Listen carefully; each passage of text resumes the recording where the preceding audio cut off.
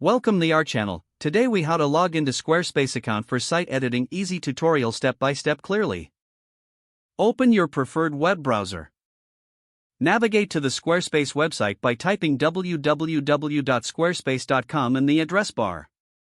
Once the page loads, locate the login button at the top right corner of the screen. Click on the login button. You will be redirected to the login page. Here, enter the email address associated with your Squarespace account in the first field. Next, input your password in the second field. If you wish to stay logged in, check the box that says Remember Me. Once all information is entered, click the Login button. If your credentials are correct, you'll be taken to your Squarespace dashboard. In the dashboard, you will see a list of your websites if you have more than one. Select the website you want to edit by clicking on its name.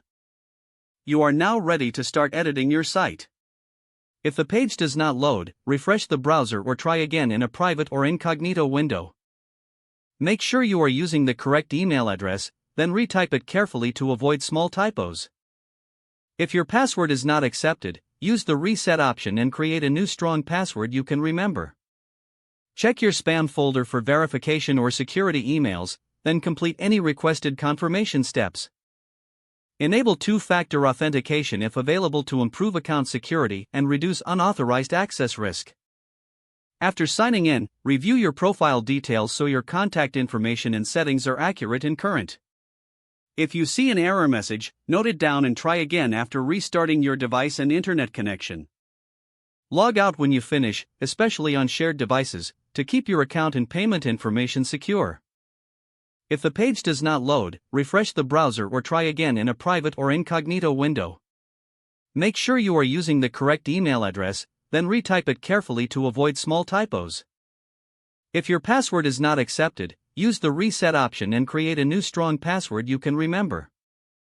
Check your spam folder for verification or security emails, then complete any requested confirmation steps.